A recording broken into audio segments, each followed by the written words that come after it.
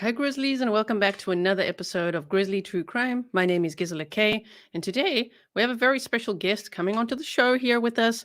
We've got Sunnetta, known as Sunny Slaughter. She is a federal law enforcement SME, a litigation consultant, a crimes against person expert, a crime media commentator, a TEDx Talk speaker, a CEO, and so much more. Can you hear me? Can you guys hear me? I hope so. Okay, so welcome to Sunny. Hey everyone, what an intro. I have never been introduced so profoundly. Thank you so much for having me on your show in your space and with all of you today. I'm humbled and honored. The topic is heavy, but thank you so much for the Yeah, opportunity. thank you so much for being here. I just want to check, can you guys hear us? Put a one in the chat if you can all hear us. I really hope so. Just making sure because we had a couple of technical problems before we started. That was me, you guys. Thank you all for being here. If you wouldn't mind liking the video, sharing. You could hashtag the Idaho case or Idaho 4, of course, and also hashtag Grizzly True Crime and Sunny Slaughter. Okay, so I'm just double checking that we're all good here. Yes, Yes, I you can see hear. those ones. Papa Bear, Karen and Casey, Connie. The Hey ones are Nancy. flying.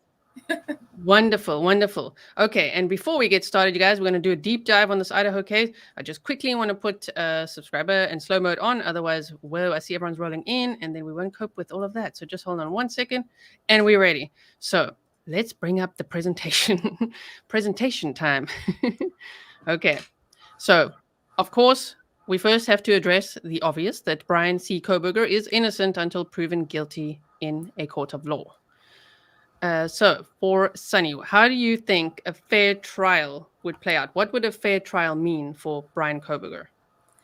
A fair trial would mean that he would actually be able to get on the stand uh, and tell his side, his truth, and why the evidence seems so clearly directed at him, and why that evidence is false or misleading, and um, and we really do need to hear from him. If he is not guilty, then we need to hear from him. And if he is guilty, we need to hear from him because we need to know why. Exactly. Without him, it seems like the motive might not be known.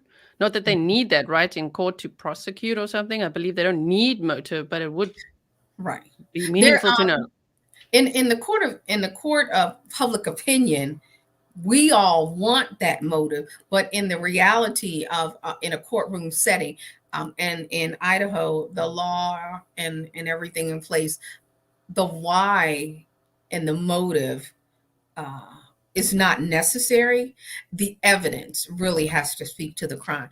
And unfortunately, this is a very, the evidence, although damning, is very circumstantial at this point. I mean, having law enforcement to connect the dots is really crucial. So, as a law enforcement instructor and expert, I am going to be looking very closely at what they have gathered as evidence, the details, how they're connecting the dots, and how they've proceeded in their investigation. And Exactly, yeah. so far, although slowly, they've done what I would say, just from what we know, what we all know at the same time, they've done well. Yes, yes. From outside looking in, I would agree. Yes, absolutely. From the court of public opinion, yes. You have an Yes, expert opinion. From what we can see, it seems so, yes. yes. Okay. So let's move to the next slide. So, what do you think about his statements? I'm eager to be exonerated, which is, of course, also from his extradition attorney, Jason Labar. So, what do you think about that statement? I thought the choice of words was very um, interesting, to say the least. When someone says, I'm eager to be exonerated, it is truly different than saying, I'm not guilty. Yes, It's not the choice of words that you most often hear. You almost always hear people say, I'm not guilty. I'm not guilty of this. I didn't do this. but to be exonerated and then to say, have you arrested someone else? So in the show yesterday, I did one of the things I talked about, the have you arrested someone else?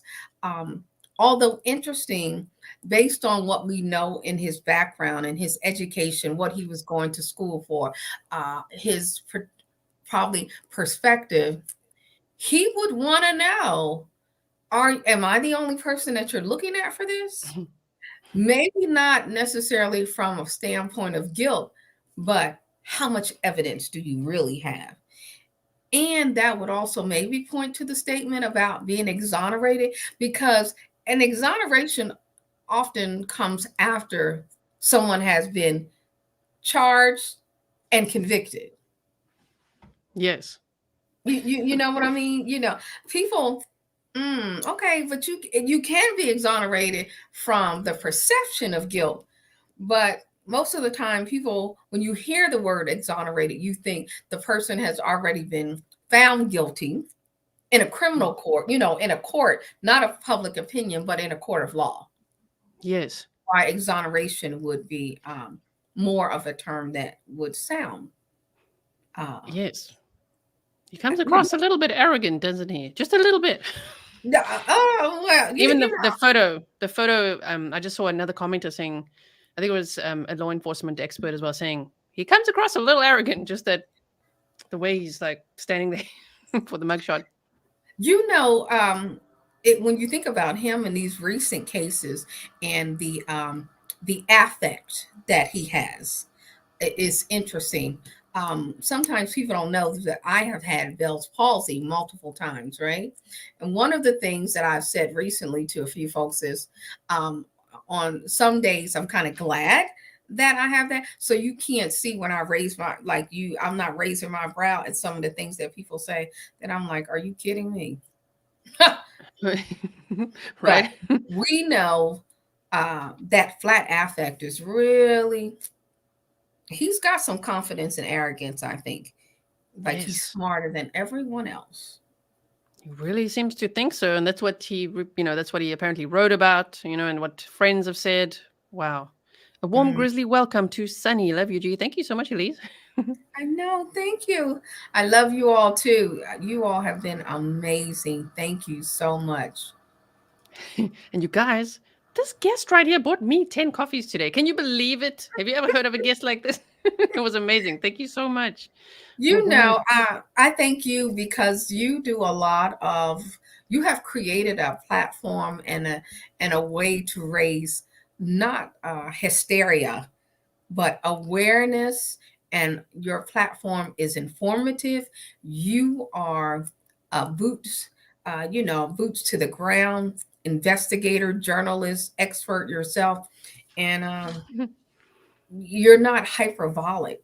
So your nation that you have built and the folks that follow you, really, really impressive. Really impressive. Thank you so much. And Grizzlies, you see, I'm very proud of you guys too. Awesome. Thank you so much. They say, yes, awareness. Thank you, everyone. Make sure that you are subscribed and, hit the thumbs up and share so that other Grizzlies know we're here now with Sunny and they can come and join us. Okay, so have you arrested anyone else? I think we kind of addressed that. It's a bit of an odd question. Do you think that his extradition attorney is saying just a little bit too much, or is it okay because he's not part of the gag order? Well, you're right. He's not part of the gag order, but I don't think I would have said those things. I work with a lot of attorneys in some of the biggest law firms in the U.S., and silence is always good. I have clients where I am the external compliance officer, and earlier today, I direct my clients to not do things to, lower the risk and liability. So if I say, don't talk to someone, don't email, don't engage, I'm saying it for a reason. So for a lawyer to come out and make very specific comments and at this early in the game, and to say, use the language, I thought was not a really good move. I would not have advised it. Yes, it starts feeling just a little bit unethical, a little bit wrong. Yes, It's yes, a yes. bit frowned upon. Yeah. Just a little frowned upon. Yes. Okay. So It's hard to let's tell your client to remain silent when you're talking too much. exactly. Exactly. True, true.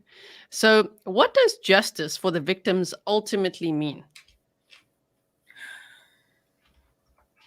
I'm moved by these pictures. Mm.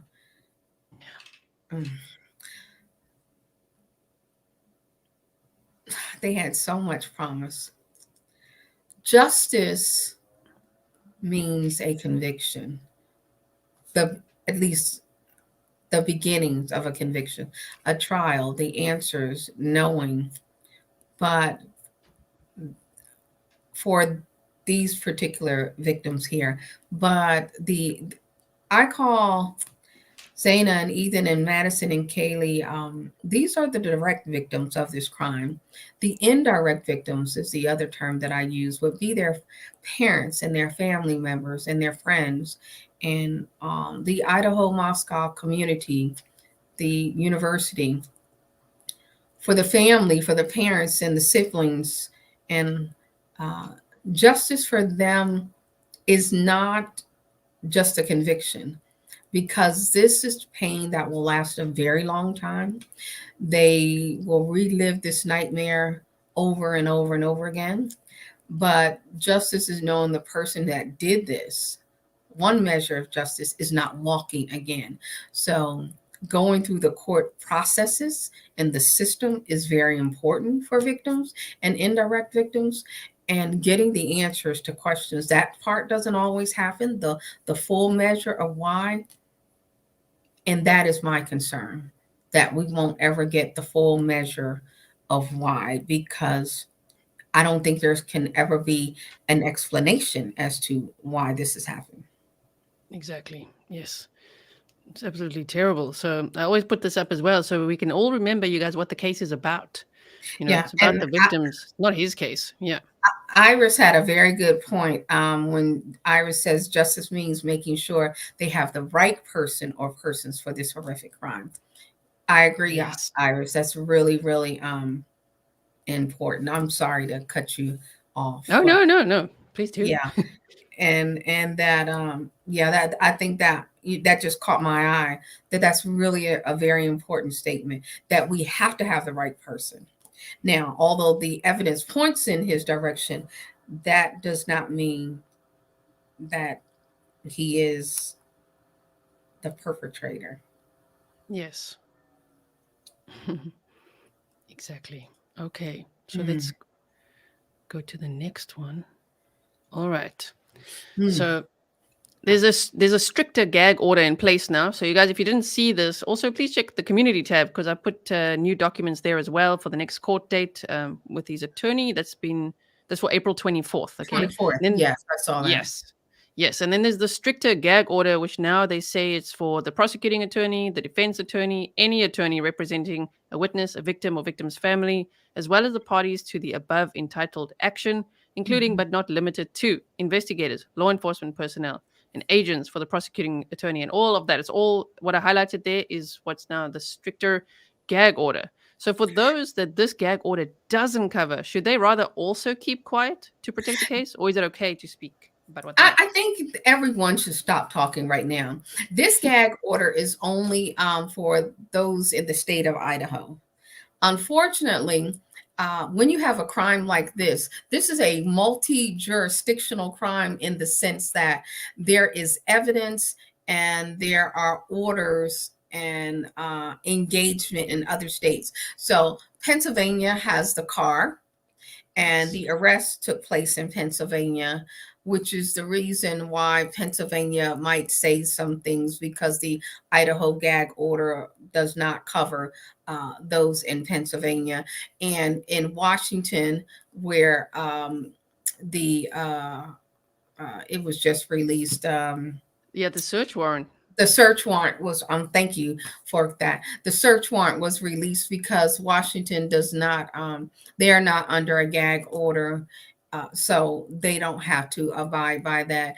I think they're from a law enforcement lens, one of the things that is also happening is the level of transparency for law enforcement.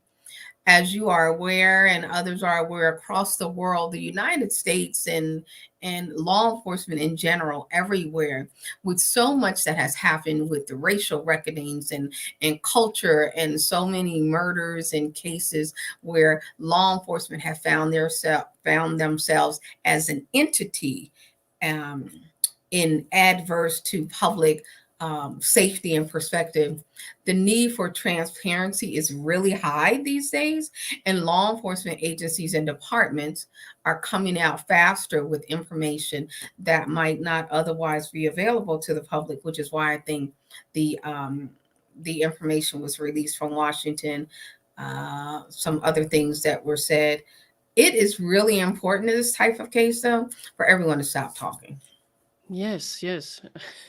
I agree. I guess even all of us, right? Because I just see now there's lots of things like the Mad Greek restaurant employees coming forward, and then sometimes I worry about that because it seems like it would be for the trial, for evidence. If he really did stalk them there, I mean, it's interesting. Like they say here, 2 weeks before the slayings, 4 University of Idaho students last November, the man now accused of killing them sent a series of messages to one of the victims on Instagram. An investigator familiar with the case tells people. So things like that should maybe not be leaked. Right? Yeah, it really shouldn't, because now what is going to happen is, so Instagram, those records have to be reviewed. They're probably a part of the investigation anyway, but then people are going to start asking questions as part of the investigation. So who leaked that? Who said that? Where did they get that information from? So what it does is it actually drags out more, because now the prosecution is going to want to know and the defense is going to want to know. Mm-hmm. It's just too much. People should stop talking. Right. And even there, they say, according to a former employee at the Mad Greek restaurant in Moscow, Idaho. This was kind of scary for me to read because weeks ago, that's what I was saying, because, he's vegan. And while the Mad Greek is not a vegan restaurant, if you look up vegan food in Moscow, Idaho, the Mad Greek is the first restaurant that comes up. And 2 of the victims worked there. So if he was like, I want vegan food in Moscow, Idaho, I'm going there, he would have met or come in contact with 2 of them, with Maddie and Xana. So now to see this, that a former employee actually says he went there, and he at least went there twice to grab vegan pizza. And the reason they remember him is because he's so strict that nothing must touch meat. He's such a strict vegan. That's why they remember him as a client. That's pretty scary to see that too. Yeah, because now it starts triggering the potential for stalking, which is one of the things. Remember in the probable cause affidavit, where the number of times in the area the cell phone tower pinged, 12 times, the other potential for stalking. And now we're talking about Instagram and, direct messaging and things like that. But it also connects the dots more, all of these things. But I will say this, the more people talk about, the more employees say things out loud, the more friends say things out loud. What happens is, like the vegan restaurant, they could potentially become a target of good and bad conversation, a target where people can be harassed and stalked. Other employees, people might become fearful.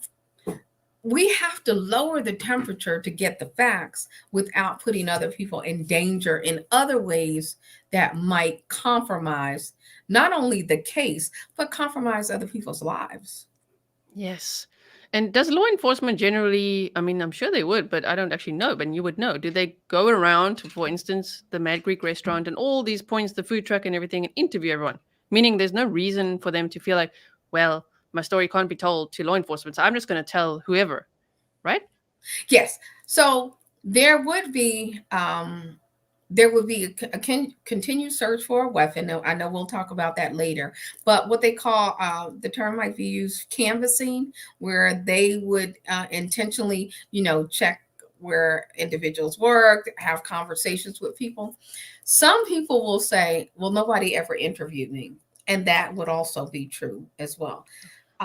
Law enforcement, remember when this is a high profile case, but in a regular case, you have to think about There are other cases that are still happening. There are other incidents. There are other crimes still taking place. So you have to think about number of law enforcement personnel, their access to things. They still do have to sleep and work. They have to also, work other cases, but they might miss something. They're not perfect. Yeah. So if someone knows something, they should say it to law enforcement, keep the rest to themselves. But can things be missed? Absolutely. Time, resources, and talent, and who's asking the questions, how they're asking the questions, all of those things matter. So if Yes. people know something, that term, that thing that said, if you see something, say something. If you know something, say something. Yes. If they don't come Exactly. to you, go to them. Exactly. That's good advice. Thank you so much. My cat's name is Karen. Okay.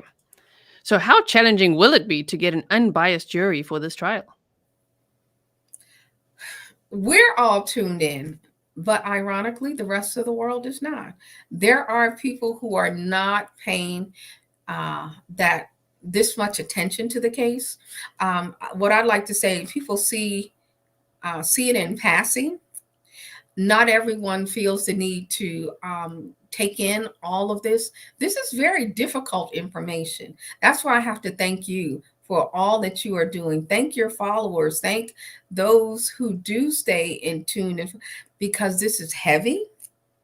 People have other lives, and it is not impossible. People might know something about the case, but not be informed. And people can be impartial. If I could be an expert on this case, as difficult as it is, but someone might say, well, you've already been talking about it. But as someone who writes expert witness reports, I stick solely to the facts. I am Yes. a law enforcement expert, but I have also written reports that are not in law enforcement's favor. And it is not because I am not a family member or friend. I'm surrounded by my own family members. And yeah, but if they're wrong, they're wrong. Yes. Okay. Makes sense. So yeah, not impossible. It's always unbelievable to us in true crime, right? There's people out there that know nothing about this case, you guys. It's a Nothing good thing. about it. Oh, I literally have talked to people, and then they say, "Oh, what is that about?" Yeah. What? Have you not been following? It's only us here in true crime, you guys. I know, Yes. right? Wow. Oh, this is a good one. Yes. At what point do you think the 911 call will be released? Now that there's a gag order in place, I do not think the 911 call will be released anytime soon. I think we won't know until there's another court date and maybe a request or something. That is just in my personal opinion. I think the 911 call, as you are aware, of all of the things that they've talked about, that was one of the things that they didn't talk about. If you Yes. notice that, Hmm. 911 calls, most of the time people think 911 call, when the police, law enforcement professionals arrive on the scene, that's when the investigation begins. Actually, the investigation begins with the 911 call. Exactly. And there's so much we don't know there. You don't know, and the 911 call will have information as to what was actually said. It will critique how the 911 dispatcher handled the call, what the person said, any very specific details. It will be a lot of information. And I have had to listen to calls, and the volume, whether it was high, low. Yeah. When I worked on cases, I've had to rewind the tape over. I've had to play things over and over and over and over, because I am looking for the smallest thing. Like, okay, did I hear that? Or wait a minute, what did they say? Well, wait a minute, I got to play it back and play it back. I have got to silence everything around me. It's tough to do. Yes. Yes. I can only imagine. Goodness. And over again as well. Wow. Yes. Yeah. Yeah. So whoever the experts will be and what their job will be, the defense attorney, the team, uh, it's a lot to unpack in those calls. Yes. Yes. And why do you think it took the survivors 7.5 hours to call 911? I've been very protective of them, of course, but I just wanted to see your take on it. Like, why do you think it took them so long to call 911, first summoning friends over? DM didn't know what she saw. She saw somebody, she might have been afraid. We always think that we know what we'll do. Like, okay, I know I'll do this if this happens. When I found out I was married to a predator, I always thought the first thing I would do would be kill them. No, the first thing I did was think about the fact that I was a mother with 4 very young children. So, response time, fight or flight. We don't know the state of mind that they were in, whether there's been a lot of talk about what kind of house it was. They were college kids. They were enjoying themselves, whether they were drinking or not. We have to stop criticizing. They are still victims. They just happen to be alive. So they could have fallen asleep. If you're in a college dorm or a college house and you hear noise all the time, or you don't hear the type of noise that you think that you would hear, we don't know whether there was some music playing. We don't know whether the television was loud. Mm-hmm. We don't know what they were doing. So the time frame seems off based on our perception of what we might do or what we think was going on, not what we really know. I am not going to re-victimize the victims based on the time frame. Yeah, exactly. Because we don't know what we don't know. Exactly. Love that. I mean, there's so much. That's the important thing with the PCA. I mean, the probable cause affidavit, it's so much information, but it's also about what's not in there, as you say. There's so much that's not in there. Yeah. That's just a bare minimum to get this guy arrested. There's so much we don't know. Wow. Mm-hmm. And this is good. Apartments was supervised by law enforcement. Likely, yeah. When they put a bead on who the individual potential suspect was, it is likely that they were looking and keeping an eye on the location as part of their investigation, just like they did before the actual arrest in Pennsylvania. Yes. Do you think the eyewitness statements will be easy? Yes. I think that the eyewitness statements will be easy for the defense to challenge. They'll say some of the things that I just said. State of mind. Was the person intoxicated? Did they get a toxicology report after police arrived? Were they taken to the station? What was their condition? Were they partying before or after? All of the challenging and challenge is one thing, but a challenge doesn't mean that the truth won't matter, if that makes sense. Yeah, you can. Sense. I always, when I engage the audience, just like I'll engage the Grizzlies, people say, well, Sonny said this wrong. Oh, okay, I might have been wrong, or someone else might see it some other way. So as we're going back and forth, for me, it's never a challenge if you ask a question. Yes. I just might still not have the answer that you want, but let's still engage, because you might teach me something. You might have a perspective that I didn't recognize, and it's still important. So challenges are good. Yes. I love how you accept challenges and still engage with empathy. That's wonderful to see. Oh yeah. I'm on the threads. I'll be on your thread talking to the audience long after, and somebody might say, oh, well, Sonny didn't say this right. Okay, well, say more. So then I can say more. Let me figure, maybe I can explain. We don't have to agree. Yeah. But I'm not going to not hear you. Nice. Exactly. And so what do you make of Bryan's travels after the murders? He did that. There's like 3 trips, long trips. And why do you think he returned to the scene at 9:12 that morning? So the travel, I think, might have been pre-planned, premeditated, and also a part of, going with his father is one trip, if that's the one of the trips. I think that was pre-planned already. some of the other movement that he was doing. That is interesting. However, going back to the scene is not unusual. I know you've done this for a long time.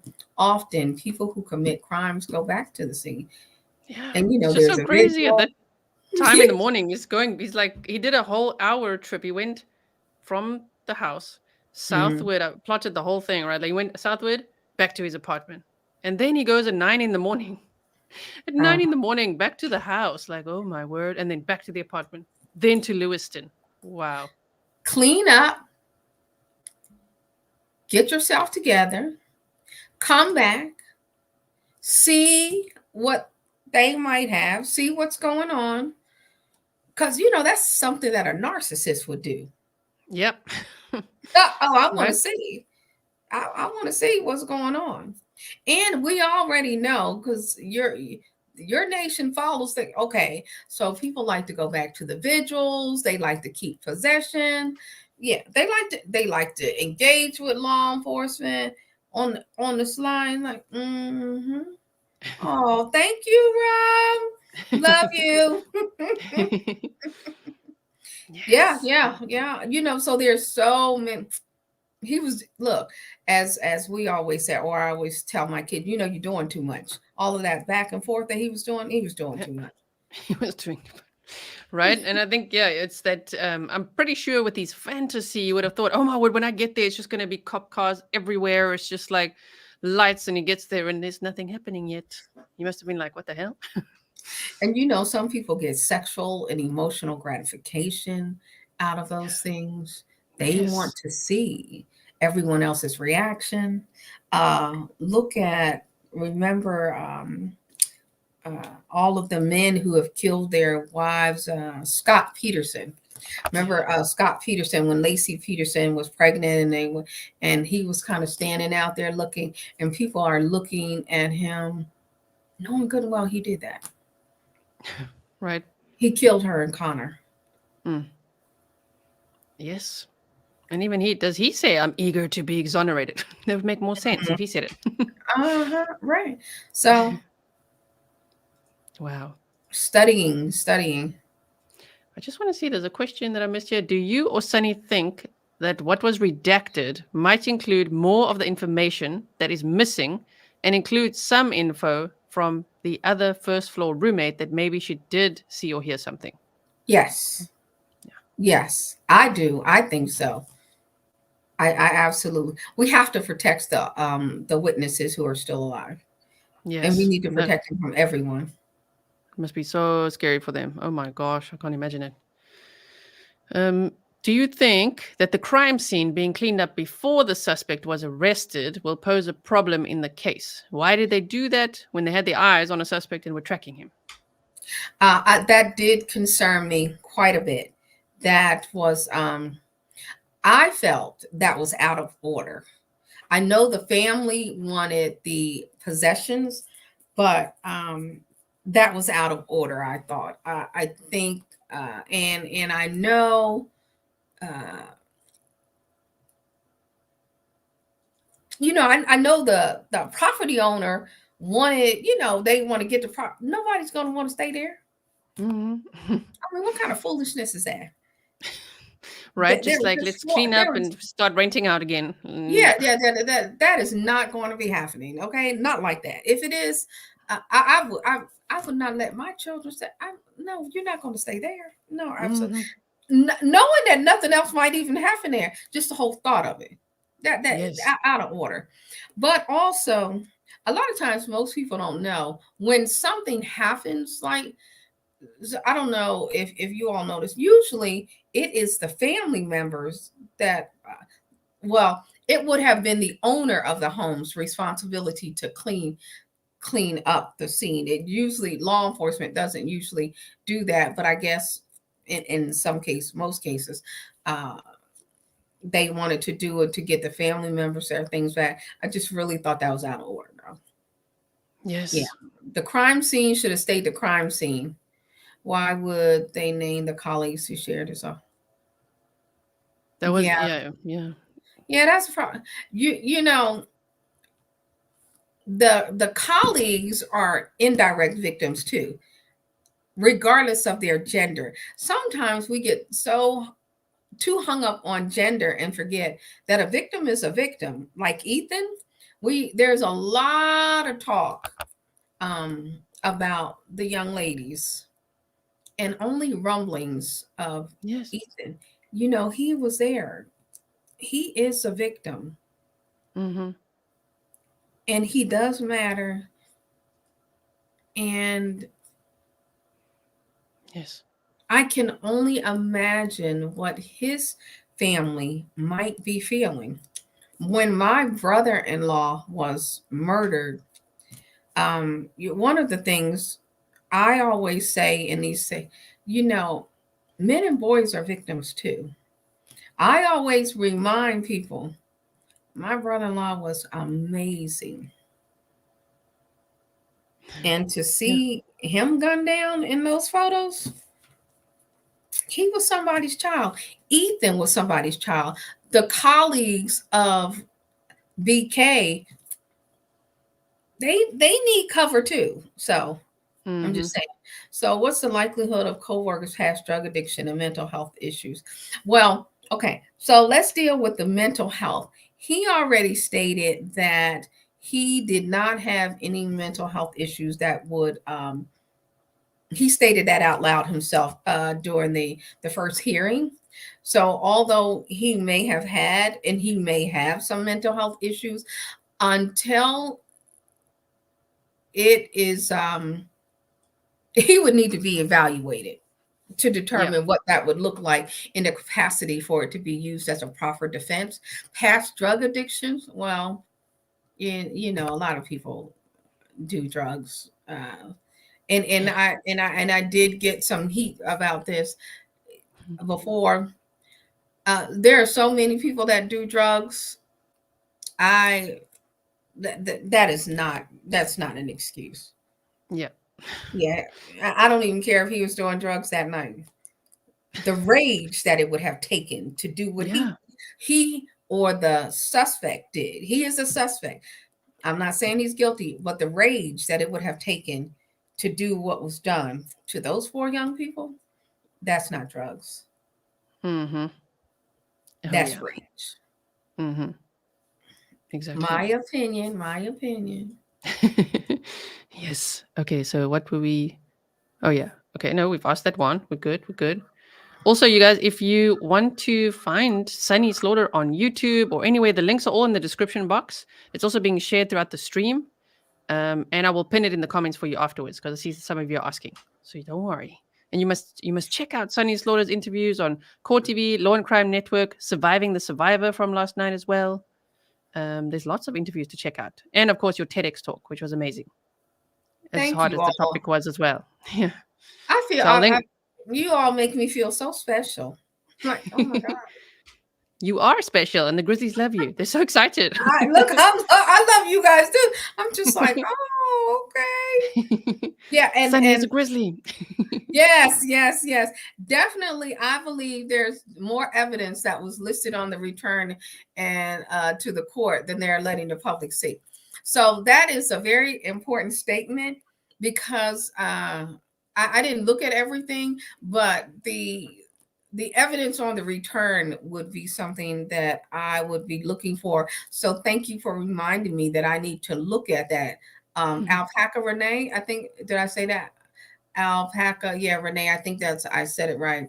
That there's definitely more evidence that was listed on the return to the court than they are letting the public see at this point. Mm-hmm. I And think also, it's that everyone does not need to see all of that information on the return. that would make sense because I've seen people expressing disappointment of what they've shown that they got, but I'm sure there's a lot more. Yes. And I know we want to know, but I just think there's some at the beginning and end of the day, making sure the case is prosecutable.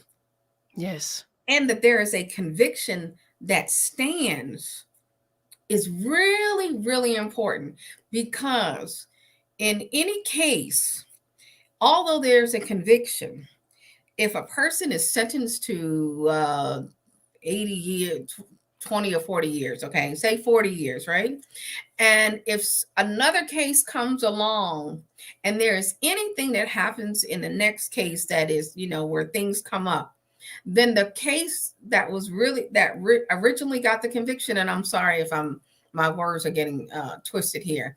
The original conviction can then either be overturned or readdressed if things are not done well. And I know because it happened in my own case with my daughter. So we have to we're eager to know, but I am more eager for a conviction regardless of who it is. I want the conviction to be able to hold in place with no upset.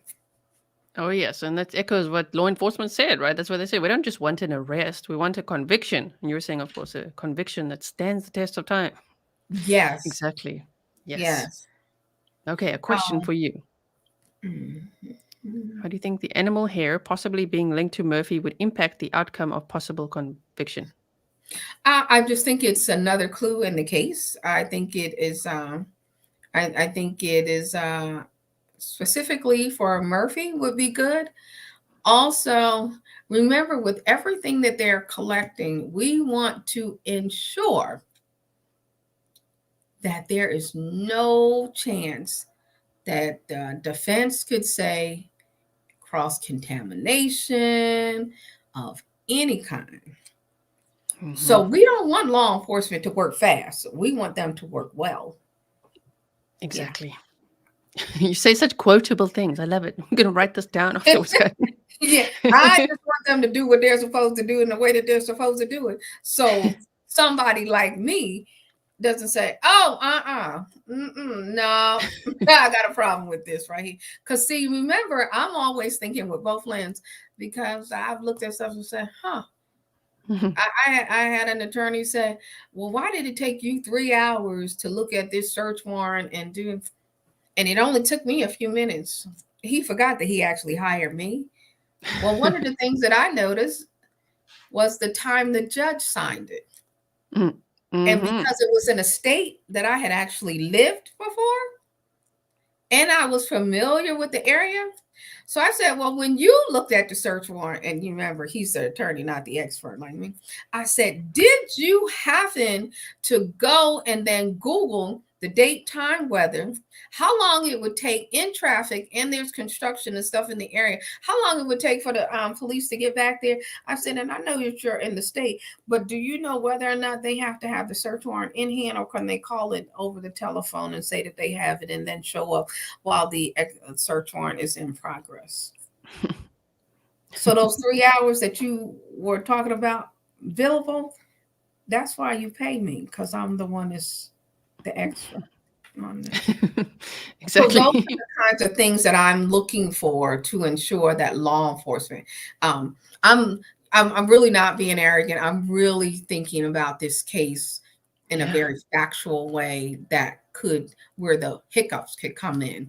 And Tracy, they didn't even have his actual DNA until after the arrest. We won't know all the results. That is correct. That is correct. We won't know what we don't know when it comes to all the DNA, and that's why it's really important that law enforcement do what they need to do the right way. Oh, thank you, Peter. Lieutenant Peter Pronzo. Peter, all right, LT. But I mean, it is not a dig at anyone. This case is, I literally just got chills. This case means like a lot. Mm-hmm. This is serious. We want to know, but I just do not want the family to have anything else to think about. We got to get it right. We got to, if it's not BK, then we sure as hell better find out who it is. And if it's him, we better get it right the first time. We don't get to come around and then just say, oh, well, we made a little mistake. No. Mm-hmm. Exactly. So those hiccups. I'm sorry, I didn't mean to get all emotional. I've been doing so good with this. I don't know. Today is like a little day here with you guys. I'm sorry. It's okay. No, we keep it real here. Sometimes I cry on camera here too, and I was like, sorry guys, but it is very heavy topic. In this case is extremely shocking. I mean, so many are, but this one really, it's really I'm hits a deep. Yeah. mom. I'm a Yeah. mother. My son graduated from college. um, he graduated from Howard last year. So, like, this could be any of our children. This could Yes. be, I have a niece. Niece is there in college now. Oh my gosh. Yes. Yeah. So, Yes. Oh man. Okay. So thank you again all for being here. We're going to continue on with the presentation here. So what do I, oh, the question I had here is, I see a lot of speculation online about the shoes on the line here. They blurred out the houses, but the shoes apparently could signify, that there could be drugs being sold here. What are your thoughts on that? yes, there could have been drugs sold there. Um, there could have been drugs sold at the school. There could have been drugs sold at the restaurant. Um, I think we're leaning too much into the drug. Not that Yeah. it's not significant, but the nature of the crime does not seem drug induced because Yeah. there were other people there. 4 victims. He saw one. The 12 stops. The 12 in the area with, which means he would have left the phone someplace else and then walked to get the drugs. I need more dots to connect before I'm hung up on the drugs being sold or used there. They're college students, kids. People do what they do. And just so you all will know, I am one of the few non-sworn individuals to take the Homeland Security Drug Task Force Supervisor course. So I all about the drugs and all about, I'm also the former co-chair of the National Opioid Caucus for Health and Human Services. So I am not dismissing the drugs. I am not saying that it does not play a factor in it. What I'm saying is there is nothing that I have read to indicate that law enforcement had this home under surveillance for any significant drug use or activity that would have caused them to have it under surveillance. Did they show up for some incidents? Yes, for loud noise or whatever, or things like that. Not uncommon. It's not Mhm. uncommon. I don't Yep. know how many of you all have actually like hung out or something, but yeah. Like the way you said it. How many of you hung out or something? Yeah. I mean, I think we need to not focus on the things that, Yes. yeah. That can like lead to almost victim shaming. I hate that, Yeah. when it goes there. Yeah. And you're right. We have relatives or kids and they believe they are safe. Doesn't feel like, I agree that anywhere is safe these days. Hmm.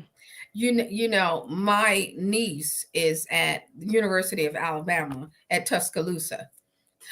They just had 2, well, you might not know. There are 2 basketball players that were arrested and charged with capital murder for shooting a young lady. My oldest daughter, went to University of Alabama at Tuscaloosa. My son did a summer program there. I have nieces going to college now. You are absolutely right. Before this happened, I was literally in the throes of writing, and this is the first time I'm actually going to say this out loud.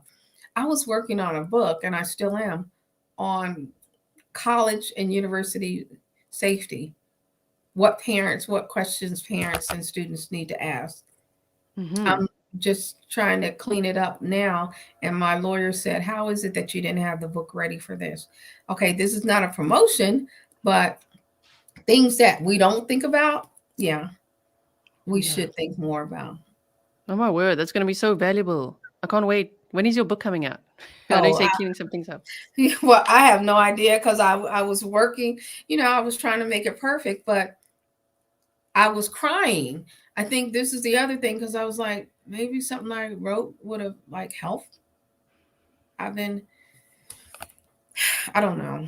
We just all got to be more cautious and aware. See, I mean, that's then essentially, as you say, there's indirect victims. so all of us, I mean, it impacts you so much. Like, what if I could have written something, could have helped? Imagine the questions you guys that the survivors are asking. It's Yeah. so hectic. We really all have to do our part. We have to look out for people, even that we don't know, if we don't like them. We just, and our children, I don't care what they look like, where they are, they are all our children. We are responsible for looking out for them. It's our job. Yes. Yes. They say you're a breath of fresh air, a role model by proxy. Keep inspiring and impacting the world for the better. I'm just doing my part. You all are doing the same.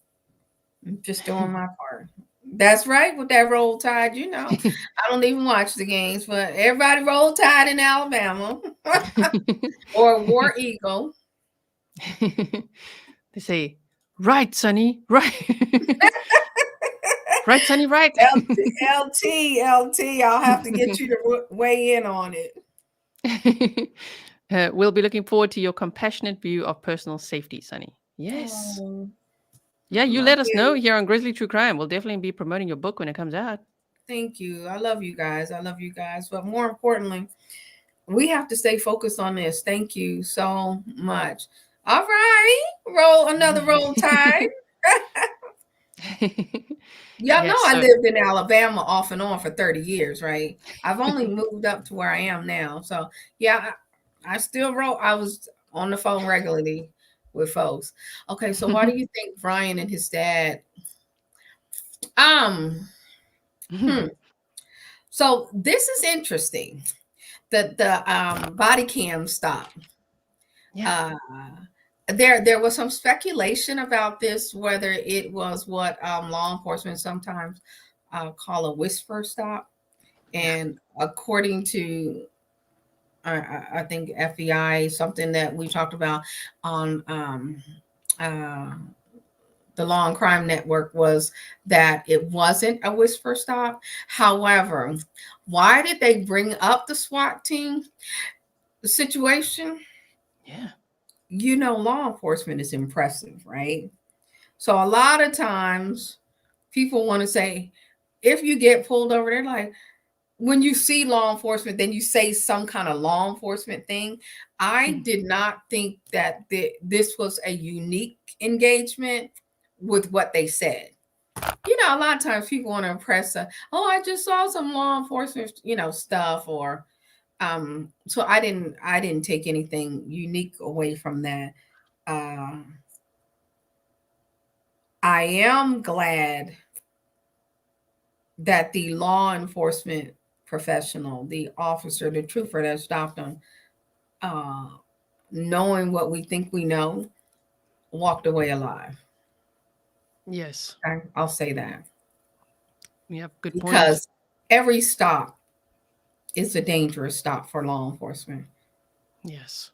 Oh, and so why is one of the hairs referred to as a strand? So probably type of hair. So if I pulled one, like this might be a strand of hair coming from my head, or other body parts might be coiled, so they wouldn't necessarily be a strand, potentially, if that's how they are looking at it. Hairs from the root would have DNA, and hairs from the shaft might not have the same level of DNA. So all of those things matter. As I have my hair colored. I really need to get my hair, but all of those things impact how DNA and evidence will come through. I hope that answers that question. I'm not a real DNA expert. I just play one sometimes. Let's see what else. Oh, yeah. So they say, I saw this today. The neighbor in Washington told Nancy Grace that Bryan's dad moved him out west, and that he approached this neighbor to ask him if he would please be friends with him because he struggles to make friends. Yeah, I heard Nancy talking about this on Surviving the Survivor when she said that. And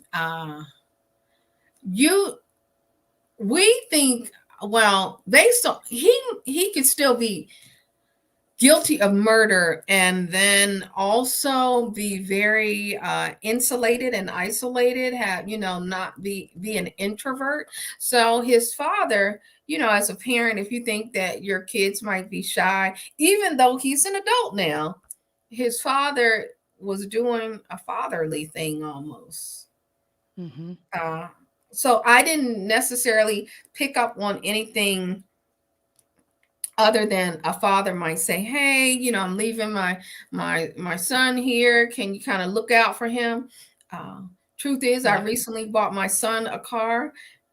He lives about an hour or so away from me. This is his first real car. Now he's he's 23 when I bought the car, right?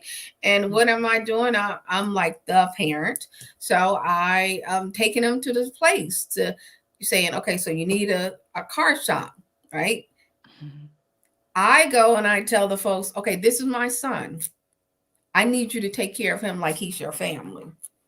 Now, my son is not shy, but I was acting like a mom. So the father, I'm thinking, was acting like a dad. He was leaving his son. He didn't want his son to be out there with no friends. Does that make sense to you all? I'm sure it does, your parents. Yeah, And yep. yes, there is some reasonable doubt. Mm-hmm. I think there's always reasonable doubt until there's not. Mm-hmm. And because we don't have all of the evidence, I am not willing to say that this is a slam dunk case, because I don't think we're all the way there. And I think if VK is guilty of this, I think the weapon, do you know that weapon could be anywhere along the highway, because he was not a person of interest for so long, or I should say long enough for him to have gotten rid of that weapon anywhere. He could have just been driving in that whole hour-long loop where he went back to Washington and then came back at the 9:12 and threw it out somewhere along the way driving. I know that they've done some grid searches, but that's a lot of area to cover. It is. And do you think a suspect like that would chuck it, like get rid of it? Sometimes they hold onto it for a trophy or something, right? Yeah, but where would he stash it at? Yeah, that's the question. Yeah. Or where did he bury it? Like Israel Yes, keys. where did he bury it? Because he would have to have had his phone off so it wouldn't ping, which is the whole time when the phone wasn't on. What could he have possibly done with that knife? I want to see if they are able to tie him to any type of weapon like that. Like past purchase, family member, someone who gave it to him, someone who had one, someone who may have had one and theirs is missing. I want to see some of that come in, even if they don't have the weapon. Exactly. So let's see. I was changing to the next slide because I'm going to get to that Walmart stuff. I was hoping it's the next slide. But first, when they say knives, sheaths, or other sharp tools, including any dagger, dirk, or sword, or any written indicia of ownership of same, including sales receipts. Do you think that there's a possibility there's more than one weapon that was used in this? I think so. I do. I think there is. I just think that's a lot just for one. Yeah. I mean, I was wondering if it's normal wording or if it's like, oh, damn, they're looking at all of those options. Well, so in a search warrant, all of these things, you want to get all of the type of evidence. Now, we won't know what all of the wounds and stuff look like, but in a typical search warrant, you would want to put things, law enforcement would be kind of clear and specific about some things. So that would be what normal language would look like, because what you don't want to do is not put something in there that is not in the language is that it has to be in clear view. Okay. So you want to put everything that you think might come into play with that, because if something is not in clear view and not specific based on the location of what you indicated, then there could be a problem with your warrant. Exactly. And so, based on that as well, with each victim being described their injuries differently, edged weapon, sharp force injuries, and visible stab wounds, even though Yeah. the autopsy says stabbing. I mean, it could all be different weapons, which is quite a scary thought as well. Yeah, it could be different weapons based on length, like edged weapon, sharp force. It could have been uh, um, what am I thinking? A tool, uh, Yeah. what do you, like a screwdriver or something, a sharp tool or something. It could have been anything, and we don't know what they had in their rooms that may have been picked up and also been a part of the criminal activity, because even though it's not indicated doesn't mean that it doesn't exist. Exactly. So I think it's Yes. good that they listed out everything. But notice this language: and any written indicate of ownership of same. So Mm-hmm. that is what I was talking about. Did somebody else have it? Was it ownership of it? What does that look like? Like you said, including sales receipts. That is making sure that you don't miss anything in there. Mm-hmm. Yes. And also, do you think that did you see that picture of the handprint? This was shared on Inside Edition on the No, sliding door. So they found this big handprint, but I'm wondering, do you really think? I mean, I first thought, would he be that dumb? But then again, then they said the knife sheath afterwards. I'm like, oh. So do you think it would be possible that that would be his handprint? It's on the sliding door, like I they were am dusting it. thinking that that would not be his handprint, Yeah. because uh, even though we can't see it up close, it looks like a good enough handprint to get some fingerprinting off of it. Now we Yes. don't know if I can't remember if he's ever been arrested or anything like that, but I don't know, he had some drug history. They might have taken prints or something at some point in time. He didn't have to have a criminal history for him to have prints taken. He could have been working somewhere and have prints taken. There are other ways other than criminal activity in which your fingerprints may wind up in a system, if not the system, which would Mm-hmm. have allowed them to target him sooner. And I just don't know if that would be a good indicator that that was him. That could have been Yes. anybody. Yeah, that makes sense. And is it true that they are only able to track DNA to a dog breed and not a specific dog?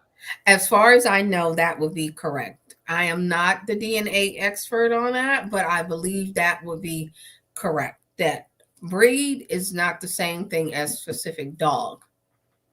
Interesting. So if they find labradoodle hair in his dust container or something, it still might be difficult to prove it's Murphy. Right. Because so what the defense would argue is uh, no other contact with that type of dog, no other location of the hair significant in or around where he was in his place. It's not a typical dog that everybody might have. So it would narrow the scope of whether for prosecution, narrow the scope for guilt, for defense, narrow the scope for access, if that makes sense. Yes, that makes sense. Okay, and why would law enforcement stick to the 2011 to 2013 Hyundai Elantra and the crime happening between 3 and 4 a.m.? Why would, because you could see now in hindsight that obviously things changed along the way. I think from November 29th already. They say now between 4 and 4:25, and also the Elantra model is changed. So why would they continue with that? I'm not too sure about that. Why? I don't Hmm. know whether they saw something in a camera or that made them, because his car is not a 2011 to 2013. Isn't it a No, 2015? it's 2015. So that's, and they knew that from November 29th, but yet beyond November 29th, they still told the public 2011 to 2013. It's so strange. Yeah, I'm not sure why. I'm not Yeah. sure why that part would happen. Maybe they Hmm. were unsure what they were reading.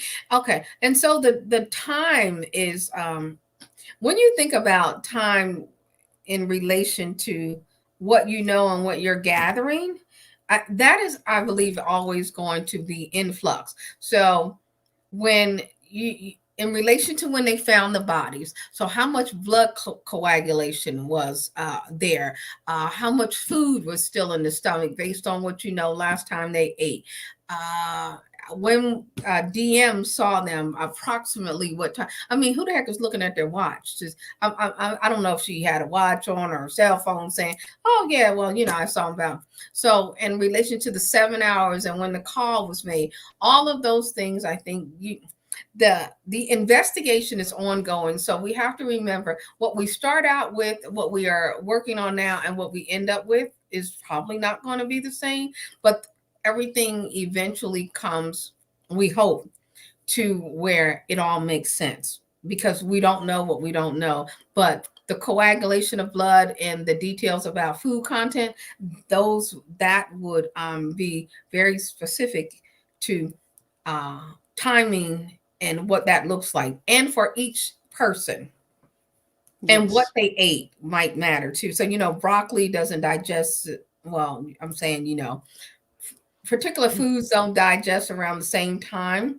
So the length of time, and based on what they know and what they ate, time frames with clocks and all of those things would matter. When they were last seen, what they were last known to be doing, what they were last known to be drinking.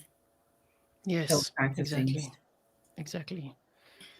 Someone was saying if there's a plea, he'll take it. Do you think he would if a plea is offered? I don't think he would. Yeah. I don't think, I think he's arrogant. I think he is he feels like he's going to be exonerated. And I just think that he is someone, you know, there are a lot of times that people want to take the stand. They want this to play out as long as it can. And I just don't think that with the use of a stun gun show up. Markings, yes, if they, you know, body contact with markings, that could be, those could potentially be visible. So that's possible. Yes.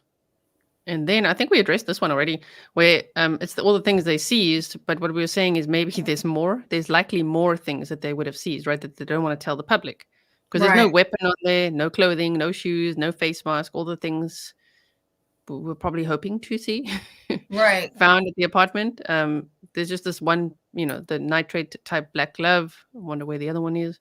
I don't think it's quite the same as the one that Chris McDonough found there, right? Yes, yes. And, you know, okay, I want you all to think about the things that you do on a regular basis in your home. Some of this might not be so unusual, like having one black, you know, one glove because you threw the other one away at some time. Now I'm thinking defense side, okay? Yeah. Not prosecution. What arguments here? Okay, so it was one black glove. We don't know whether the glove has anything on it, what was done. One Walmart receipt with one Dickies tag. Okay, so that means now they need to go pull any tapes from Walmart, look, see when it was, what he possibly purchased, what the tag says, what does the clothing look like. Yeah. So that's why the investigation is ongoing, because when you get one thing, you get another 100 questions. Exactly. So these are some things floating around social media, and that some of the Grizzlies have sent of what he could have bought at Walmart. These are Walmart items: the black nitrate exam gloves, and then this genuine Dickies outfit as well. Yeah. Coveralls. Interesting. Yeah. Interesting. Yeah, could have had all of that. All of that, a complete. This is what I haven't heard anyone say yet. The footprints from the crime scene, from the house to where a potential victim's car, perpetrator's car would be. Yes. Have you all asked that question yet? Yeah, where are they? Yeah. So we know that there were some boots, but bloody crime scene. So where is the trail from the home to where the car may have been located? What does that look like? Does that, so you have the Dickie suits, or do you have shoe coverings? And what are those shoe coverings? Like in my house, people can't wear shoes in my house. Same here. Yeah. So Yeah. when you get to my door, there's a whole thing. You got to take your shoes off. There's a cubby, and then that gets cleaned out. That's only because I have like OCD and everything like that. But you know what I'm saying there. Think about your daily routines in your house. When I took the stand in my daughter's case, and the defense attorney asked me something about time, I was not a very good witness, to say the least. I used words that were not appropriate and kept getting reprimanded by the judge. I was like, how the hell am I supposed to know what time it was? Like, how often are you walking around looking at your watch or things in your house, unless you have a clock everywhere and something happens, you automatically. Yes. So I want you all I want the Grizzlies to think prosecution and defense use your full lens for the case, not just the one that's most convenient for you. Mm-hmm. Exactly. Full lens. I like that. Full lens. Exactly. What did Kathleen say? G asked about that early on. Boots left outside. Yeah, I was thinking he left those boots outside, like, and walked around in socks or whatever. And you could put the boots back on and just walk out without making a trail. Mm-hmm. I don't know. Okay, that's extra work now. That is Now think about that is extra work after you've committed a heinous murder. So your adrenaline's working. What are you steady? Are you stable? Do you have enough time to do that? Are you running out of the door? Are you able to grab your shoes? What? Think rushed, hurried, ready. Yeah, I don't know about that. I think it's good too, and I thought about that too. But remember, we're using full lenses on this case. Yes. Oh, Bella Shalana, that's a beautiful picture. Woo, love that. Bright, enlightening, insightful. Oh, thank you. Was there blood trace on his car pedals? It's one of the questions. Probably. So Pennsylvania has the car, the FBI, and the one thing about cars, they have every crook and nanny. They're probably taking the car completely apart. And for car enthusiasts like myself, I used to race cars.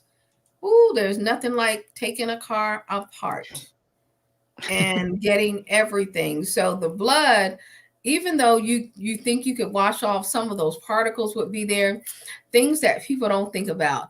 One of the things, when you look at the body cam footage in the car, I was looking at whether it had the gear shift in the middle or the gear shift on the steering wheel. So when you're looking at this case, you have to look at everything. So gear shift on there on the steering wheel, I believe it is, blood trickling down that way into the frame. So all of those things, touching the mirrors, you're going to clean some off, but there will be something that you will miss. And that's what they will find, the forensic. Yeah. I was trying to see what seats they had, if it would be like material or pleather or leather or what it is, because that could also make a difference of him cleaning it so frantically. If it's material, could be lots of evidence there. Yes.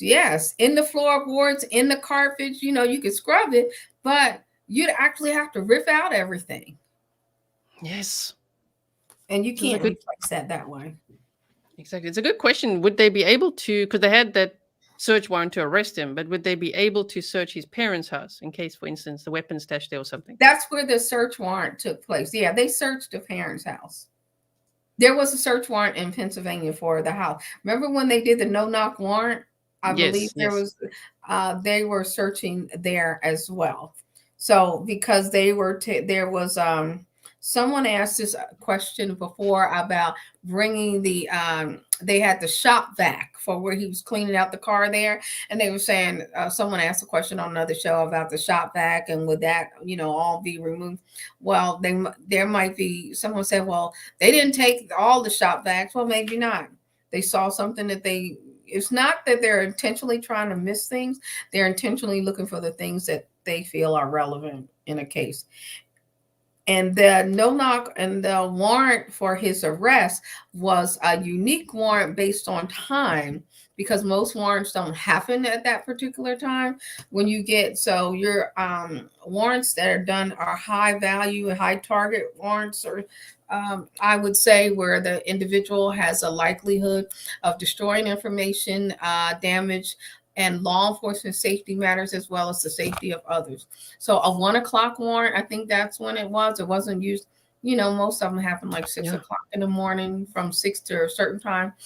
And a search warrant is very specific for time. You can't do it just like whenever you have a certain amount of days, certain amount of time, and the team is always specific. So everybody knows what they're going to do and how they're There going must to. have been high stress because he seems to be a bit of an insomniac from all the accounts we've heard. So Yeah. that's kind of his waking hours. But they probably studied him, Of course, they Yes, said they they were did. studying him, and the teams that go in are some of the most skilled individuals usually. And I think I don't know if these were U.S. Marshals. I can't remember, but they usually encompass more than one unit. There's people, and everybody has an assignment, so to speak. And so the law enforcement does a lot of due diligence when they do it right and do it well. And the marshals, when they execute, very skilled at what they do. Doesn't mean that they're not always nervous. Every time you engage and do something dangerous, there's cause for worry. Yes. Wow. Does anyone know if I answered the question about, do you think ever plan to come back to Idaho? Yes, I think I think he was going. Yeah, he was just on like what, break or something. I think like Thanksgiving, Christmas, yeah. just going there. And I think he was really shocked getting arrested. It seems so. Yes, I believe. Yeah, I don't think that there was any cause for alarm, with him. Yep. And when will they release info on the house and car in Pennsylvania? Hopefully not. Hopefully they won't, but they might. And if they do, it will not be until they have something important to say, if they're going to say anything at all. But the FBI, if I'm correct, has the car, and they don't do a lot of talking. No. They're federal agencies work differently than local and state, where everyone can't from a federal agency does not have authorization to speak. So they have, at most law enforcement police departments don't either, but for the feds it's very, like, you could get in a whole heck of a lot of trouble. Do you think he's ever done this to other victims? I don't know whether he's murdered other people, but let me tell you, I said, if VK is guilty of this, I would be so surprised if there has not been something in his background that maybe was not a complete indicator, but was cause for some alarm. Like, people have been known to mutilate animals and have kind of aggressive behavior in schools and with others. This was so heinous. And if this is what he did, I don't know if this is his first. Right? Quite odd are you surprised by the rookie mistakes he made though? Like the knife sheath and the latent super, and I don't know if that's a rookie mistake, but the knife sheath is definitely one. I don't know if they were rookie mistakes as much as arrogance and time and adrenaline. Thinking about it and actually doing it are two different things. The whole sexiness, and that is not a word I'm trying to use to make light of this, but the whole sexiness, the whole stimulation from it, in the mind and the psyche, and then the whole viciousness in the physical part. Because see, in the physical, you have fight and reaction, which in your psychological, you just see it playing out differently. But if somebody's giving you a hell of a fight, you're like, oh, wait a minute, this was not the part that I was thinking about. Yep. Exactly. And I would just imagine if they were awake and had anything in them, they didn't. Yep. Now, what is it that I want to ask you here? Let's just quickly see. Oh, it's just about the knife sheath that he left there. A sheath was recovered next to the body of Madison Mogan. So that's what we just addressed as well. And do you think the car arriving at 4:04, I'm always careful to say this because it's not 4:04 he enters the house and 4:20 is speeding away. The car arrives in the area, according to the probable cause affidavit. At 4:04, then does like a whole loop and then a 3-point turn and then parks. Do you think that about 10 minutes is enough time to do all of this for one person? I was thinking not. I'm kind of, the time frame is throwing me off, which is why I will not say that this is a slam dunk case. Yeah. I just, but 10 minutes is a really long time. Like I said this, do you believe that the time frame that has given was enough time to cause that much time? I don't. 10 minutes is a long time. So could it happen? Yes. When you stop and think, I want you all to do this, sit still for the amount of time that they've listed and just do nothing. And it is a long time. And if you're doing things quickly, we also don't know from the coroner's report, we also don't know how many. We know that there was stabbings, but not the extent of what that looks like. Does that make sense? That makes sense. Yes. Hello to the docket. I believe you bought him coffees too today. Hello to the docket. Welcome. Thank you so much for being here as well. Hello. Yeah. And the docket, that's when you mentioned that, and I went to say, I said, wow, that's some serious work right there.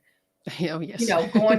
Going after and I have access to some, data. I'm like, oh well now I don't have to do as much work.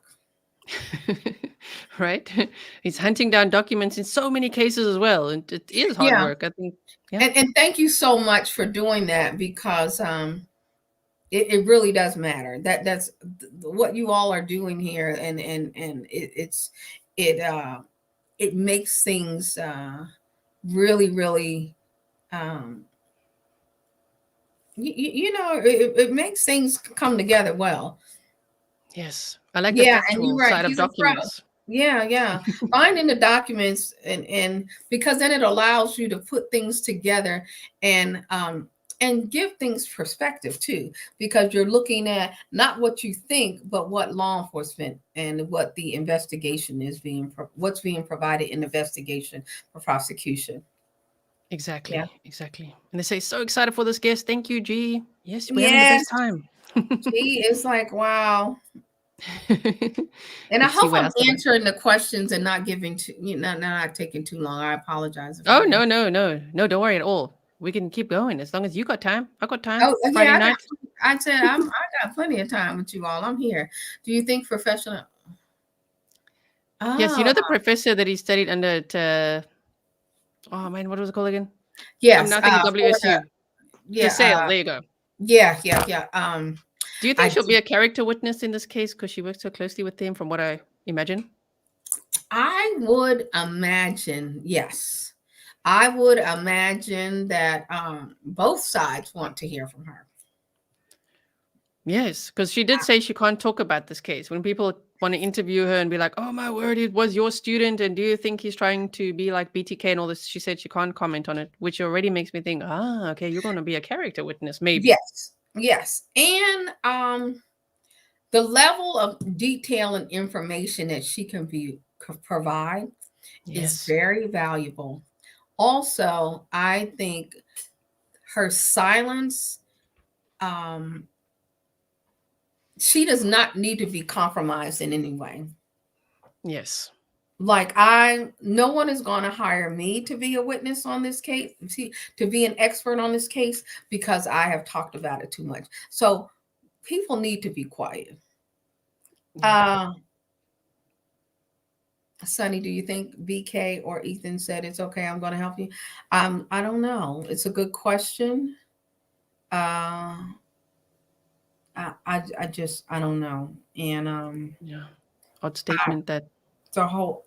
Yeah. I can't even imagine what Ethan was. Mm-hmm. Yeah, that's a hard one for me. Yeah. Yeah. To the Okay, victim's so parents. This is a question for later too. Did they get a say about the plea deal offers and the death sentence? I would add to that. yes, so parents get to weigh in. The families get to. They will have a conversation with the prosecution. They will have a you know, talk about their feelings and also talk about what is necessary. What does justice look like them, but also what the prosecution has to think about is what is justice, what is the necessary justice for the public too. So there Yes. might be opposition and folks might not agree, and plea deals are hard. Those conversations are hard. Mm-hmm. Yes. You guys, thank you for your questions. I just popped them on the screen, and we could talk about maybe another case another time. I think this is that Brian Walsh case. So maybe sometime if you want to talk about that, the Anna Walsh case. Oh yeah, I just did. I created a thing to talk. Yeah, that's a. Whew, Yeah, that's he's a hot wow. mess. Yeah, it really is, Yeah, right? I would love to come back another time and talk about that because DV is one of my specialties. But okay, Yeah. so party on Friday night, stools at the sliding door, front door wide open. So first, the question up there, right? How will his search or watch history weigh up in court if he can explain everything away with his criminal justice studies or love of true crime? I'm sure all our search histories are a bit odd. Yeah. Well, I think there's some level of weight that can be given to criminal justice studies when you tie it to something very specific, right? Mm-hmm. So what he was working on, what that looks like, what was he studying at the time, or what is his explanation for that information? It doesn't mean just because he had criminal justice studies that all of it can be explained in a way that says, oh, okay, so he was just looking up this for work, and none of that matters. Exactly. Yeah. Not Um, when all of the other evidence points in that direction. right. That makes sense as well. And these little bullet points are like little rapid fire questions that I've got for you. So did you know that there was apparently a party on the night before with 150 people there? So I did not. I Oh, mean, so imagine all the DNA in that house. Imagine that. So yes. the knife Mhm. sheath really was. If you didn't leave that knife sheath there, So that's why everyone kept saying it was a party house. Well, it was young kids, so that's what they do. yeah, We don't yes, like and it, but it does happen. yeah, it does happen. And then the stools at the sliding door. The reason I want to ask you that is because do you think law enforcement put those bar stools like that? Because that's been such a question that comes up all the time of like, did they do that, and how did he then get in there, or did law enforcement do that in based on what you know? Because the Ah, stools are up another day, they're up again. They're not positioned like this from the beginning and throughout. they might have been checking for. They might have moved them, or they might have placed them there in that particular way for some reason. Yeah. I'm not sure. Yeah. And no one is, Interesting. luckily. We're all like, what is that? And Um, then the front door wide open. Do you find that odd as well? The neighbor saying the front door was wide open at 8:45 a.m. Now, the question that we don't know is, were there other people in the house? I have not heard that yet. Yeah. Were there other people in the house during that time that no one has said yet? Remember, we don't have that 911 tape. We don't know. Could there have been other people in the home? Not saying that they were in the home and did anything, but they were in the home with the other two victims, and because we don't know what else was going on with the other two victims, right? Mm-hmm. I have not heard that. If I'm wrong, you all tell me that I'm wrong. But No, it's again what we don't know. What we look yeah, at that PCA and we're like, ooh, look at what we know. But like, yeah, what we did not know. We don't know who else was there exactly. Was there anybody else in the home? Did the other two victims have guests? Were there people that stayed over and hung out that we don't know that part? So, you know, I don't know about you all, but if you've ever been drinking or something and then you left, you know, you leaving early in the morning. And somebody, you know, kids didn't think about closing the door. I've had to tell my kids all, close the door. We're not trying to heat outside. Right. So just for, I see people have questions. The party was Dateline, the new Dateline episode on this case, where they said that there was a party with 100 to 150 people at 1122 King Road that night. But that same night, the Friday night, there was also a ball that Ethan went to with his siblings. So there were two. Obviously, it's like a college town. It doesn't sound unusual to me. There's a ball happening, people are going out, there's a party at the house. So I'm just saying, DNA wise, oh my gosh. Yeah. I mean, Yes. if you have ever lived near or around college or been on a college campus or been involved with college stuff, you know, with your kids or outside, it's a lot going on the weekends. A lot. Yeah. You know, people moving in and out. I don't know how 100 and 150 people, how they know the exact number, but because I don't know who was standing out there counting unless they were charging or something. You know what I'm saying? Yeah. There's a reality to this, that these were young people. They were supposed to be living their lives, doing things that they're not supposed to be doing, that they could not talk about until later on in their lives, because that's what young people do. I am not going to persecute or prosecute them for doing what young people sometimes do. And there is a reality to that. Now, can it cost you? In this case, it did. So people coming in and out of the house, yes, there's going to be a lot of DNA. There's going to be a lot of things that are not explainable. But for their murder, we want to focus on what we know. There's too much that we don't know. And is there enough evidence to convict him? Not yet. Not yet. There is enough circumstantial evidence to arrest him, but we don't know. The public, law enforcement knows so much more. Right now, in my professional opinion, based on everything that we have, there are still holes that the defense can wiggle through. And that is a concern for me. Not that law enforcement did not do their jobs, not that but because there are too many things that, I don't know, I'm not looking at it enough. Like the evidence. Right. Yes.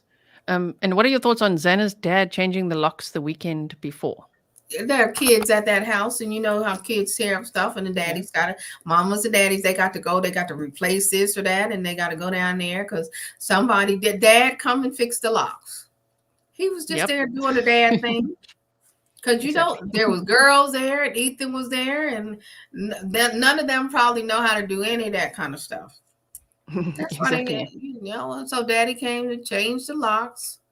It probably got broken. It made it, and the father came because the landlord might have been taking too long. Yep, exactly. That as well. Good point. Good point. And then based on everything we know, initially they obviously said they believe this is a targeted attack. It does, of course, seem so, right? Especially with the new social media stuff coming out and the Mad Greek restaurant, all this kind of stuff. So in your opinion, do you also think it's a targeted attack? I do. I think this is very targeted. I think that I just don't think that this was random. Not with the 12 stops in the area. Okay, Lynn, let me see. Lynn Wise, let me jump over here really quick. What question are you not answered? But it's kind of hard to see with 4,300 people here, Lynn. We're trying our very best. Sorry, Lynn. If you drop a question, I caught it out my side. If you drop a question, I'll be swinging back to try to answer questions. But so I apologize. But this we'll be glancing. Yeah. Just know you're not being. I'm not trying to ignore you. If you were asking me something, it's a lot. I'm sorry, G. Oh no, no, no, don't worry at all. Normally I pop them on the screen with ones that I can see, and I've also got a team that sends me ones that I miss. So sorry if I miss some of them as well. I You know say it's that is Jeffrey Dahmer, yes. yeah, that is Jeffrey Dahmer. That's not BK. That's from The the movie. series. It's also Yeah, not serial exactly killer. Jeffrey Dahmer. It's Evan Yeah, Enriquez, right? yeah, Yeah. yeah, yeah, Yes, right. it was just based on him watching things. I see a lot of people saying, "What if he watched Dahmer and what if he did this?" So that's why I put that there as just an Yeah, interesting visual. and Jeffrey Dahmer was. I don't know if you. I watched the movie Dahmer. Yeah, he was a hot mess too, and just out here walking around and just doing all things. And the criminals and the predators that walk and work among us look like ordinary people. Mm-hmm. Mm-hmm. So Exactly. That's the scary part. People always think they're gonna, I don't know, you're gonna spot them like in a crowd, but they blend in really well. Yes. they are just the ordinary people. That's all. Yes. And the DoorDash driver, I don't know well, what my question was, but I was just maybe thinking because they remember the identified him. time frame with the DoorDash driver, where the DoorDash driver said that they were there and that kind of thing. Oh, and why do you believe he returned to the scene in 5 hours? Because he was nosy. He wanted to see. Yeah. Yeah. Yeah. Yes. Yes. People. He's a suspect, but perpetrators of crime often want to go back and return to see what's going on. If law enforcement has any evidence, what other people are doing, what other people are saying, it's a good time to blend in with concerned individuals. And the Yes. noise complaints and the body cam videos. Okay, well, all right. So I did happen to see this interaction with law enforcement. I will once again say what I've been saying. These are young people. They were in college. They're away from home. They were doing what young people do, causing noise, making a racket, going to school, living their lives, and hoping that when they turn 40, that they could be sitting around talking about this later, the fun that they were having. And that's just a reality of how things happen. Exactly. And but the police came there, which is the other reason why I will say, although people are saying this was a known party house, law enforcement did not think it was so disruptive, or at least based on what I keep seeing or what I know, that they had their eyes on it constantly. And they went to other houses too, even in that same body cam footage. They went to where allegedly the ex-boyfriend lived. They Yeah. went to different houses. So I mean, what college house is not a party house?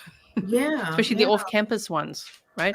The off-campus ones, we always think, people, we don't know. We don't know.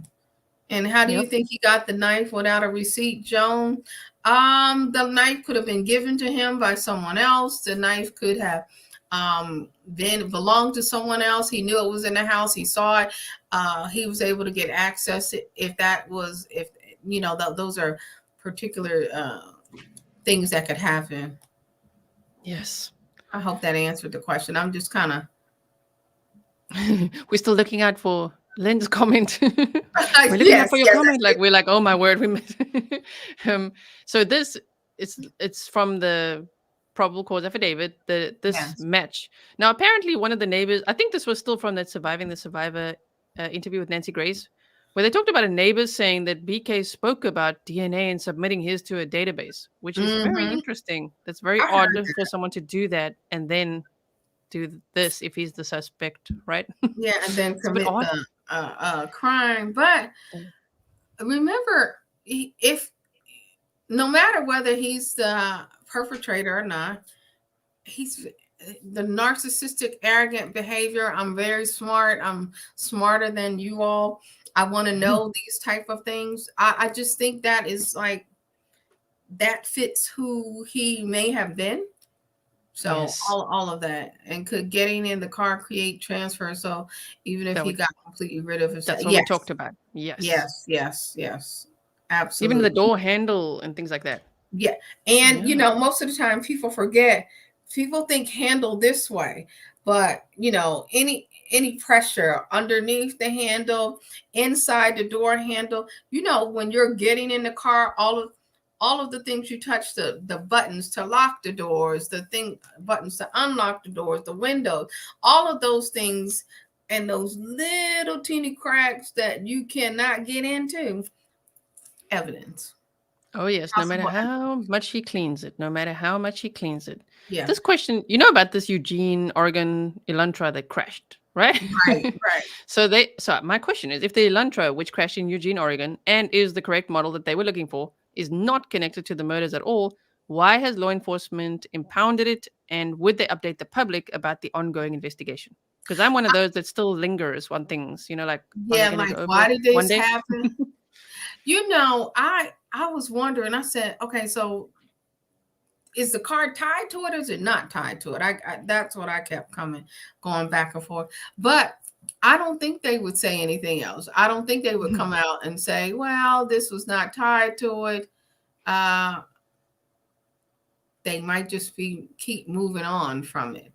Right. You know what I'm saying? Just and now we're all left wondering, well, what about that car? Mm-hmm. Mm-hmm. Well, you impounded the car, but did you impound the car because it was part of this particular crime, or did you impound the car because it might be a part of another crime? It just happens to be a white Elantra and it was in an accident. So Yes. now, is there a possibility of other arrests? I've been waiting to see if that was probable. Yeah. And when, if so? Yeah, because I don't think that is going to happen unless he says something, or unless they come up with something. I think we're so far out, but it's not impossible, because this is an ongoing investigation. Right. And as long as the investigation continues, law enforcement said it was not related. But I just want to say they actually said leave the female owner alone. That's not related. But they impounded the car, and that was still part of the ongoing investigation, which is why I still ask the question. So they kind of separated the two, like the female owner and then the car. And I'm like, okay, so the car, which was the correct model, has it got anything to do with it? Because can you imagine the craziness if he did have an accomplice, if he's the suspect, of course, if they both had white Elantras? Yeah, I just really don't think. Do you think, did VK do the killers together? No, I don't think so. Nope. And No. it's okay. Move on from that, you guys. Oh yeah, and can law enforcement get in trouble for saying we have arrested the person who committed these horrible crimes? Because that's how they worded it at one time. No, they're just going to say that they this is what they believe based on the evidence that they've gathered in the investigation to this point, and that's what they're going with. Yes. Sorry, Seagate also said not the same car. I know it's not the same car, different car, right model. Watch the other episodes on the playlist to see that. We went over that car quite a bit. Thank you, Jennifer. And this one, could it be tried separately for each murder? There's no need to be tried separately, as this as the murder occurred as a collective act. So trying it separately would not be in the best interest of the public, nor would it be financially prudent to do so when it came to resources and investigation. The families might have separate attorneys as it relates to any civil litigation, but not for the murder trial. One case, one prosecution, separate things. He's being charged with burglary in addition to first-degree murder, which all makes sense. And who knows, there may be other charges that come later. And some of the things that I don't think that we've had enough time. There was not enough time during the murders, but if there was anything that could have potentially happened sexually with any of the victims. Now, I do want to say this. we as a public keep focusing on the target being one of the girls. Yeah. There is a reality that Ethan could have been the target. Exactly. Especially, I don't know if the order of how they write things matters, but they keep on writing Ethan's name first. Uh-huh. Well, and because we do not know the proclivity of the perpetrator.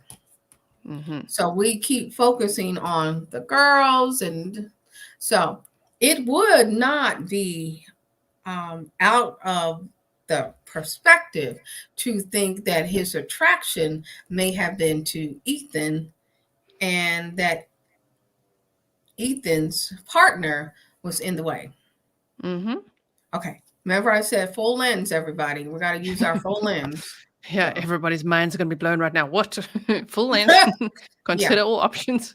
I Yes. know. We just got to just think about everything. What if some of the victims say only want the death penalty and others don't? Do they have a say? Everybody's going to have a conversation, and the say will ultimately come down to what's in the best interest of justice and the prosecution's full belief that the community requires justice. Yes. But they'll all have a conversation. And one of the other things is, before all of this, what I just mentioned earlier about, the families might have separate attorneys or things. This won't wait till the end. Families are already thinking about the type of justice that they want, but what they want and what makes sense might not be the same thing. I know sometimes people think it's hard to separate emotion from what is in the best interest of getting things done. And you can do it. I had to do it with my daughter when I put her on the stand. She was 8 years old. I am her mother.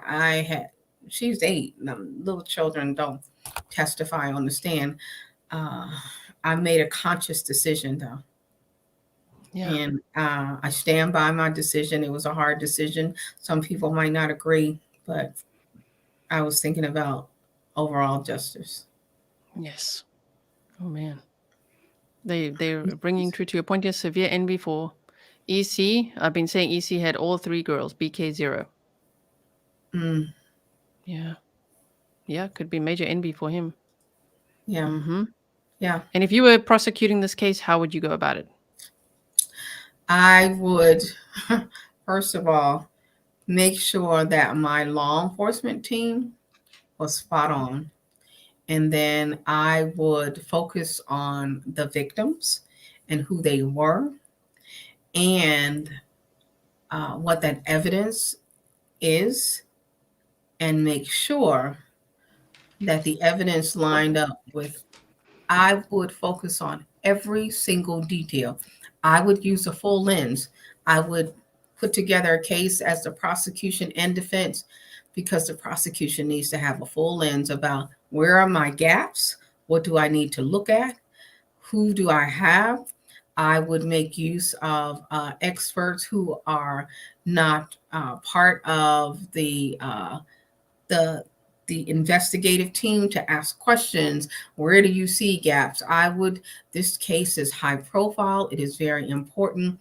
The community is not going to be whole without what they believe is true justice. The families will never be whole. At some point in time, the rest of the public, thank you so much. I appreciate those arms. The rest of the public won't linger on, but so being whole for the community and justice for the community will look differently. Her point isn't that he's gay, it's to keep correct. I am not saying that he is gay, and having a proclivity for a person of the same gender, let me get my language right, because I do this in real life too. Having a proclivity for a person of the same gender does not make you gay. It just makes you a person that keeps your options open. Good point, yes. Now, don't y'all be making me have a class on that now. Yeah. Masterclass time. I know. Okay. So, you guys, if you want to find Sunny Slaughter on social media, her YouTube channel is I am the Sunny Slaughter. I'll show it to you now. on Twitter as well. Go follow her there, Sunny_Slaughter. All the links have been shared throughout the stream, and it's in the description box, and I'll pin it in the comments as well. Facebook, you're on LinkedIn as well. Your TEDx talk, I would recommend everybody goes to watch it. I'll show you guys the channel now. You've been on Law and Crime Network, Court TV, Surviving the Survivor. Shout out to STS Nation as well. Any other shows I missed there that you want me to mention? Oh, I'm on TikTok too, but let me tell you something. You know, I do try to have a little bit of fun because this is all crazy here. But I am the Sunny Slaughter on almost everything Sunny Slaughter. But thank you, G, for this has been an honor, a privilege to be with all of you. I hope I answered your questions. I'm going to be on the thread. I'll try to swing back through on the YouTube and answer questions as I can, stay engaged. And thank you for welcoming me in a way. This is it right here with you all. I try to be honest and truthful. We may not agree, like I said, but let's just keep talking. This is very important. I love you all. Please stay safe. Stay focused. It's been such an honor to have you here, and I would love it if you came back sometime. We could talk many cases. I'm always covering lots of them. I would love to be back here with you. You are just amazing. You have really built a following, and your expertise, your lens is just profound. Thank you for what you are doing at the docket. Thank you for what you are doing, and for each of you, thank you for being tuned in, focused, and knowing why these issues matter. And let's keep the family in prayers. You may not pray, but whatever it is that you do, they're going to need all of us to just them at the forefront of all this. Thank you so much. Yes. And is there anywhere else where I can either direct people? You guys, I will link the TEDx talk. You must go check it out. I know you're very passionate about work around human trafficking and things like that as well.